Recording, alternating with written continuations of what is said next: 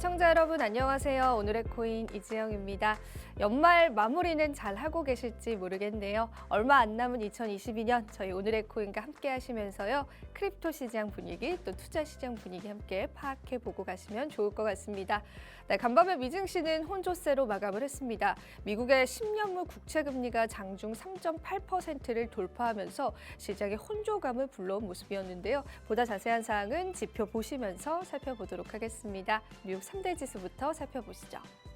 네, 다우존스는 0.1%의 작은 상승세로 마감되긴 했지만요. 나스닥 지수와 S&P 500 지수는 하락 마감했습니다. 나스닥 1.3% 넘는 하락세를 보였고요. S&P 500 지수 역시도 0.4%의 하락세를 나타냈습니다.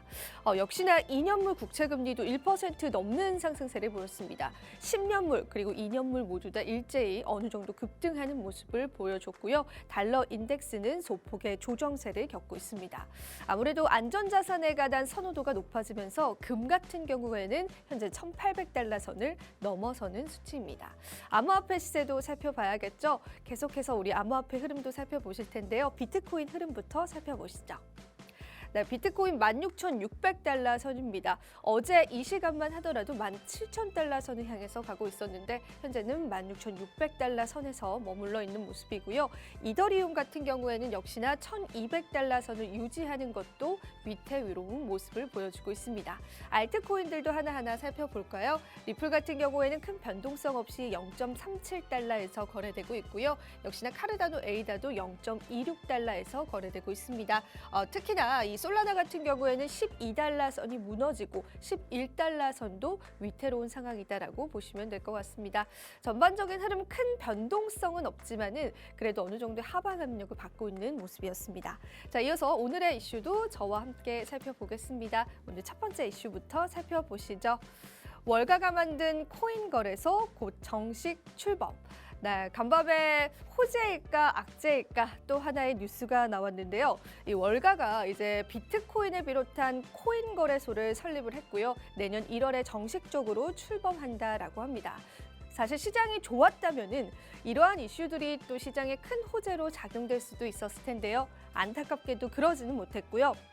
보다 자세한 사항들 하나하나 살펴보겠습니다.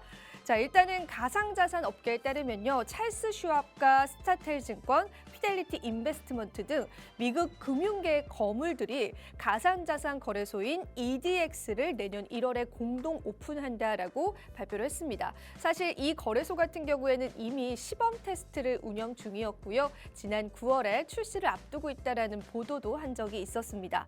이들은 점차 커져가는 가상자산 시장에 진입하기 위해서 이 거래소를 설립한 것으로 보이고요. 또 가상자산에 적극적으로 관심을 보이는 미국의 기관 투자자들을 타겟으로 거래소를 설립할 것으로 예상이 되고 있습니다. 아무래도 이제는 신뢰도가 좀 중요해졌습니다. 그렇기 때문에 가상자산 거래소를 이제 월가 은행들이 만약에 잡아먹게 된다면은 우리 시장에 또 한 번 지각 변동이 일어날 것으로 보이고요. 그렇기 때문에 최근에 바이낸스에 관한 안 좋은 여론들을 이들이 낸 게 아니냐라는 의혹도 나오고 있습니다. 아무래도 이 거래소 하나가 점유율이 너무나 커지게 되면은 이들이 출시한 거래소들의 유동성 문제를 좀 해결할 수 없기 때문에 어느 정도 거래소 인원들을 빼내오기 위해서 바이낸스에 관한 안 좋은 의혹들을 제기한 것 아닐까라는 그러한 이야기들도 나오고 있는 상황입니다.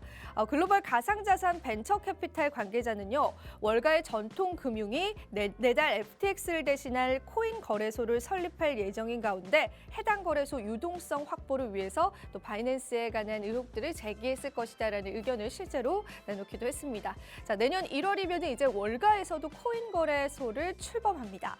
이러한 동향들 우리 시장에 어떻게 작용될지에 관해서는 좀 지켜봐야 할 필요가 있을 것 같고요. 관련 내용들 계속해서 팔로우 해보도록 하겠습니다. 자, 이어서 두 번째 이슈로 넘어가 보겠습니다. 오늘 두 번째 이슈 살펴보시죠. 시바이누 호재와 악재. 네, 시바이누가 최근에 레이어 2 블록체인 솔루션이 곧 출시될 예정이다라는 호재 하나를 들고 왔습니다. 2023년을 준비해라라고 또 한 번 시바이누 측에서는 이 부분을 상기시켰는데요. 쿠사마 같은 경우에는 휴가철 때문에 2022년 말에 이전에 시바리움에 출시될 가능성은 낮지만 커뮤니티에 곧 올 것이다라고 장담을 하기도 했습니다. 하지만 이제 레이어2가 곧 출시된다라고 발언을 한 만큼 시바리움의 개발이 완료됐고 시바이누 팀이 배포할 만한 적절한 타이밍만을 기다리고 있는 건 아닌가라는 커뮤니티의 의견도 계속해서 나오고 있는 상황입니다. 만약에 레이어2가 출시가 된다고 한다면 가격적인 영향이 있을 수도 있고요. 그리고 폴리곤과 이더리움과 같은 다른 프로젝트들과의 경쟁 가능성도 있기 때문에 레이어2 출시 많은 부분들이 좀 호재로 생각을 하고 있습니다. 하지만 막상 뚜껑을 열어보니 별게 아니었다라고 한다면 이게 또 하나의 악재가 될 수 있는 부분이기 때문에 투자자분들께서는 계속해서 상황을 좀 주시해 보시면 될 것 같습니다. 자, 이어서 오늘 마지막 이슈 살펴보시죠. 오늘 마지막 세 번째 이슈입니다. 엘살바도르 학생들에게 비트코인 교육 실시. 네, 비트코인 우호국인 엘살바도르가 비트코인 프로젝트인 마이퍼스트 비트코인을 진행 중이다라고 합니다. 실제로 이 10주간의 커리큘럼으로 학생들에게 비트코인에 관한 교육을 하고 있는데요. 이 교육 내용에는 비트코인 반감기, 그리고 비트코인 채굴, 그리고 비트코인의 이중 결제에 관한 다양한 내용들이 포함이 되어 있는 것으로 알려져 있습니다.